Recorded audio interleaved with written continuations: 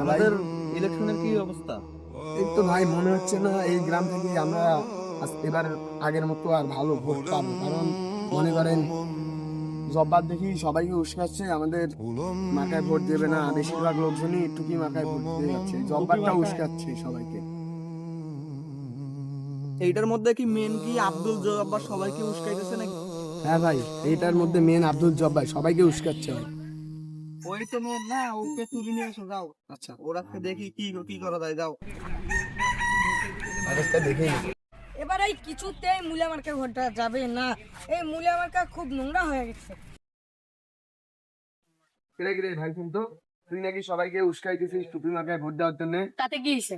মুলা মার্কায় ভোট দিবি না তোরা? তাইলে না, কেন দিবি না? তা তোর সমস্যা কি? এত বড় বলে দে তো। কি করে?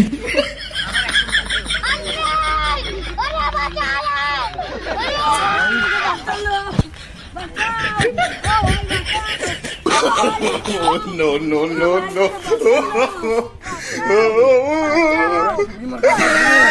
প্লিজ আমাকে ক্ষমা করে দাও, প্লিজ আমাকে ক্ষমা করে দাও। शाबाश बेटा।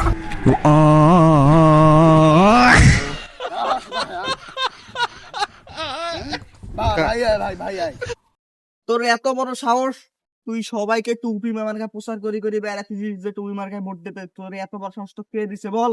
কে দিছে তোকে এত বড় সাহস? টুপি মার্কা। বেয়াদব!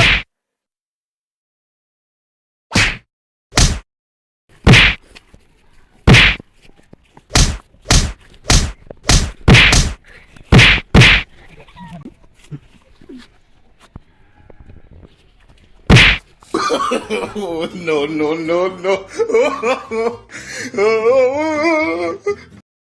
ওই শালা মরছে শালা, সেই নেতা ছিল না, বালকা আমার কাছে পুঁতেই ফেলাইছি। পথের কাটা সাফ হয়ে গেছে, আমাদের জন্য অনেক ভালো। চলো এখন যা মুলা মার্কার জন্য সবাইকে রাজি করাই। আসসালামু আলাইকুম দর্শক, আজকে আমরা রংপুর জেলার মাইমো স্থানে এসেছি। আমরা একটা তথ্য পেলাম এখানে যে এখানে মূলা মার্কা ও টুপি মার্কার মধ্যে অনেক বিপুল অনেক বড় একটি দ্বন্দ্ব চলছে। আর আমরা আরো শুনতে পেয়েছি যে এখানে একজন টুপি মার্কার প্রার্থীকে অনেক অত্যাচার করা হয়েছে, অনেক মারধর করা হয়েছে এবং একটি পুকুরের মধ্যে ফেলে দেওয়া হয়েছে। চলুন আমরা তার সাথে দেখা করে আসি। সুতরাং দর্শকেরা, আমরা ইতিমধ্যেই চলে এসেছি টুপি মার্কার সেই প্রার্থীর কাছে। চলুন শুনে নেওয়া যাক তার সাথে ইতিমধ্যে কি কি ঘটেছিল এবং কিভাবে তারা তার উপর নির্যাতনটা চালিয়েছে। বলুন। আমি এই যে একটা ভালো পথে চলার জন্য আমি এই টুপি মার্কা করতে গেছিলাম। ওরা আমাকে এমন নির্যাতন করছে এবং আমাকে মরে যাওয়ার জন্য পুকুরে ফেলে দিচ্ছে। এটা তো খুবই নির্মল কথা।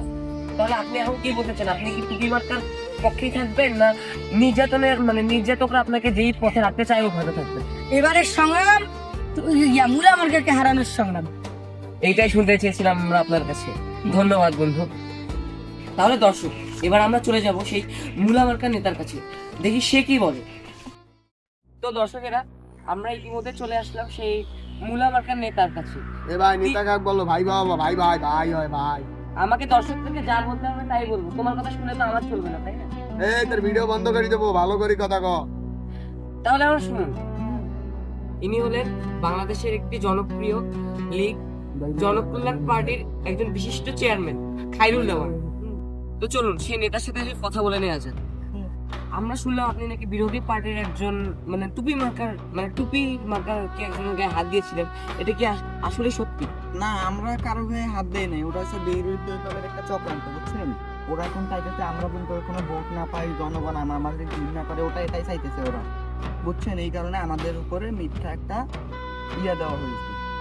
মানে আপনাদের কথা হচ্ছে আপনারা কিছু করেনি, বাট দোষটা আর কি ওদের। হ্যাঁ, ওরাই আমাদেরকে ফাঁসানোর চাইতেছে, কারণ আমরা যেন ভোট না পাই, আমাদেরকে জনগণ যেন ঘৃণা করে, এই কারণেই ওরা এটা করছে। বুঝতে পেরেছি।